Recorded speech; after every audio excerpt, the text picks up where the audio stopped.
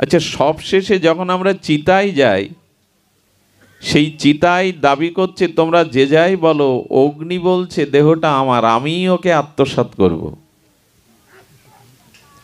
আচ্ছা, মৃত্যুর পরে যদি পাপ করে থাকি তখন যম বলছে ওই দেহের উত্তরাধিকারী আমি, ওকে সাজা দেওয়ার জন্য আমি ওকে নিতে এসেছি। পুণ্য করলে দেবতা বলছে ওই দেহের প্রতি অধিকার আমার, সে পুণ্য ফলের জন্য স্বর্গে যাবে। আসলে দেহটা কার? দাবিদার তো এখানে অনেকেই হলো না।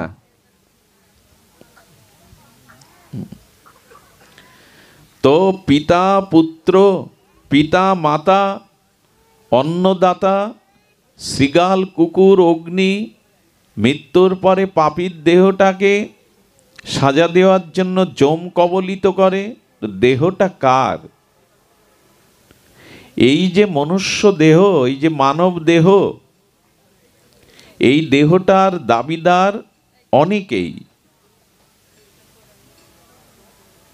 এজন্য আমাদের শাস্ত্র বলে দিয়েছেন, দেহটা পেয়েছ, এই দেহ আমার এবং এই দেহ আমি, এই দেহাদির আত্মবুদ্ধ, অর্থাৎ এই বুদ্ধিটা আত্মবুদ্ধায়, অর্থাৎ এই দেহ আমার, এই দেহ আমি, এই জাতীয় চিন্তা পশু বুদ্ধি।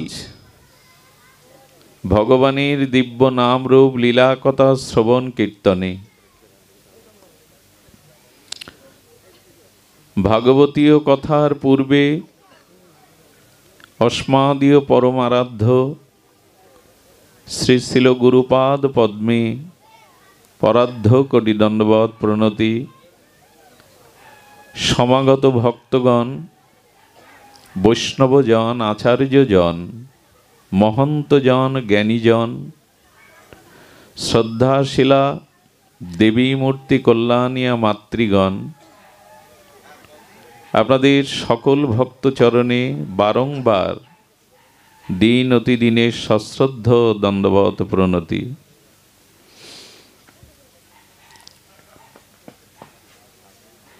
আমরা প্রত্যেকেই দর্পণের সম্মুখে নিজেকে উপস্থিত করি,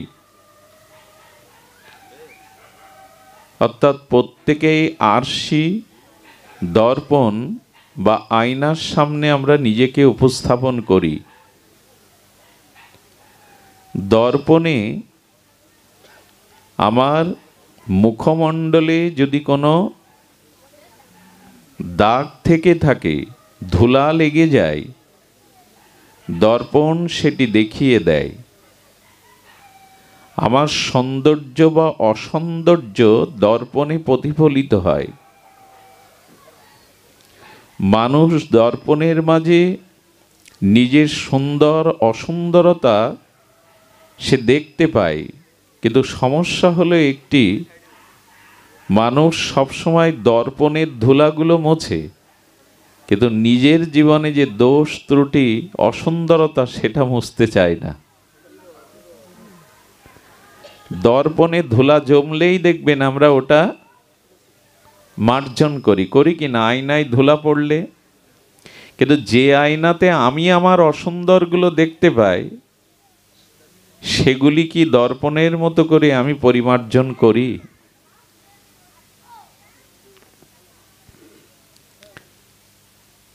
আজ বাইরের সৌন্দর্যের জন্য আমরা কত প্রসাধনী, দেহকে সাজাবার কত সম্ভার, কত উপাচার আমরা কাজে লাগাই। আচ্ছা, দেহকে সুন্দর করে সাজালাম প্রসাধনী দিয়ে, তার সৌন্দর্যতা কতক্ষণ টিকবে? কিন্তু মনে যদি কারো মন সুন্দর হয়, চরিত্র সুন্দর হয়, ব্যবহার সুন্দর হয়, যদি সে মর্যাদাশীল হয়, তবে সে যতই বৃদ্ধ হোক, তার মন এবং ব্যবহার চরিত্র সুন্দরের দ্বারা সে চিরদিন সবার কাছে সুন্দর থাকে। বাইরের সৌন্দর্য, সাজানো সৌন্দর্য বেশিক্ষণ টিকে থাকে না, কিন্তু যার মন সুন্দর, যিনি গুরুজনের প্রতি সর্বদা আনত শ্রদ্ধাশীল, যিনি যার চরিত্রের মধ্যে শালীনতা, শুদ্ধতা, সুব্যবহার এই গুণাবলী গিয়ে দিয়ে মনকে সাজিয়েছেন, তিনি চিরদিনের সুন্দরের সকলের হৃদয়ে জাগা করে নেন। এই জন্য বাইরে সুন্দরতার থেকে আমাদের ভেতরটা সুন্দর করা খুবই প্রয়োজন। আয়নাটা, দর্পণের ধুলিটা যেমন আমরা বস্ত্র দিয়ে পরিষ্কার করি, যে আয়নায় আমি আমার খুদ দেখি, অসুন্দর দেখি, তাকে পরিষ্কার করতে হবে। দেখুন, বাইরের সৌন্দর্য নিয়ে যারা বিচার করে তাদের দৃষ্টি তত্ত্ব দৃষ্টি নয়, জ্ঞান দৃষ্টি নয়। আমাদের সনাতন ধর্মে আমি কয়েকজন শ্রী ভগবানের নাম উল্লেখ করছি, এরা কেউ গোরা না। গোরা মানে পরিষ্কার না। বাইরের সৌন্দর্য, বাইরের রং গোরা হলেও যদি অন্তরটা শুদ্ধ না হয়, সৎ না হয়, তাহলে কিন্তু সে সৌন্দর্য কাজে আসবে না। নিজের কল্যাণে বা অপরের কল্যাণে, জগতের কল্যাণে আসবে না। আচ্ছা, ভগবান শিব কি গোরা? মানে তার দেহ কি গৌরাঙ্গময়? সে তো শুভ্র। ভগবান শ্রীকৃষ্ণও কিন্তু গোরা নয়।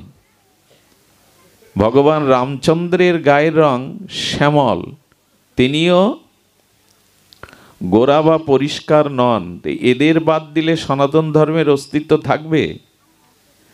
ভগবান শিবকে যদি বাদ দেন, আমাদের শ্রীমান রঘুপতি রামচন্দ্রকে, ভগবান শ্রীকৃষ্ণকে যদি আপনি সরিয়ে নেন, সনাতন ধর্মের অস্তিত্ব থাকবে না।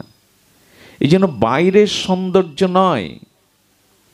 মানে আমরা মনে করি যদি গায়ের রং গোরা হয়, বাইরে দেখতে সুন্দর হয়।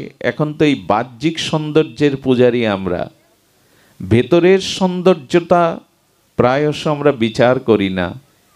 কিন্তু বিচার হতে হবে অন্তরের, মনের, চরিত্রের শুদ্ধতা, সৌন্দর্যতা।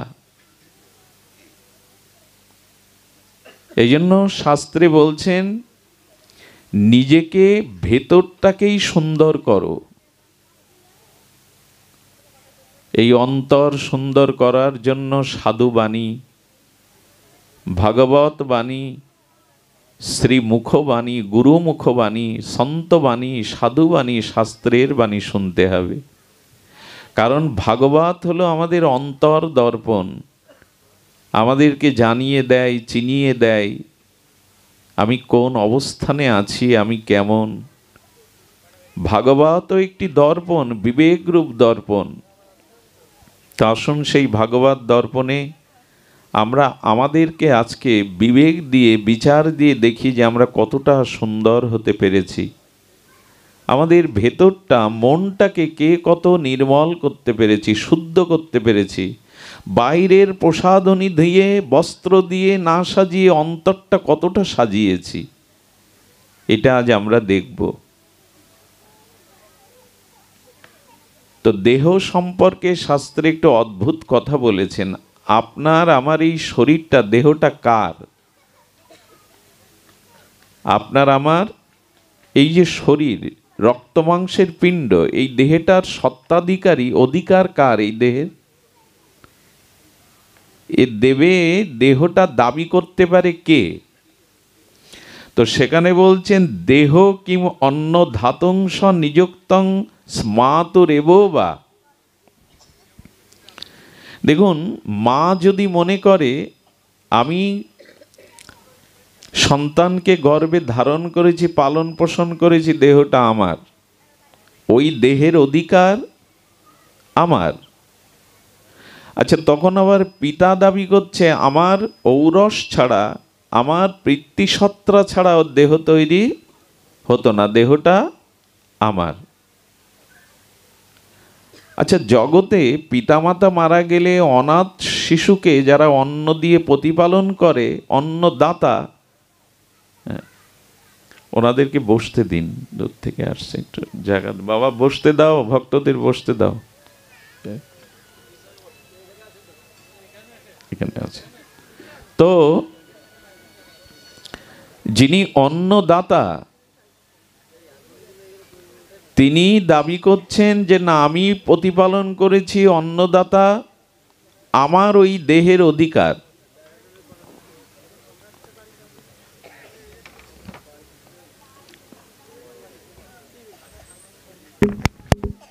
তো লক্ষ্য করতে হবে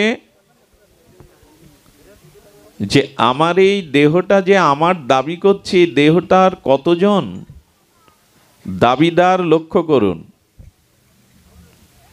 অন্নদাতা বলছে দেহটা আমার, পিতা বলছে দেহটা আমার ঔরস ছাড়া তার দেহ সৃষ্টি হয়নি, মা বলছেন আমি ধারণ পালন পোষণ গর্বে করেছি, দেহটা আমার। আগেকার দিনে দাস প্রথা ছিল, কোনো ব্যক্তিকে সারা জীবনের জন্য দাস করে কিনে নিয়ে যেত, সে দাবি করত দেহটা আমার, আমি তাকে দাস রূপে কিনে নিয়েছি। আচ্ছা, আমি মারা গেলে আমার দেহটা সৎকার না করে যদি কোথাও পড়ে থাকে, তখন শৃগাল কুকুর এসে বলছেন দেহটা আমার, ওরা ছিঁড়ে খাবে, তারা দাবি করছে দেহটা আমার। আচ্ছা, সবশেষে যখন আমরা চিতায় যাই, সেই চিতায় দাবি করছে তোমরা যে যাই বলো, অগ্নি বলছে দেহটা আমার, আমিই ওকে আত্মসাৎ করব। আচ্ছা, মৃত্যুর পরে যদি পাপ করে থাকি, তখন যম বলছে ওই দেহের উত্তরাধিকারী আমি, ওকে সাজা দেওয়ার জন্য আমি ওকে নিতে এসেছি। পুণ্য করলে দেবতা বলছে ওই দেহের প্রতি অধিকার আমার, সে পুণ্য ফলের জন্য স্বর্গে যাবে। আসলে দেহটা কার? দাবিদার তো এখানে অনেকেই হলো না।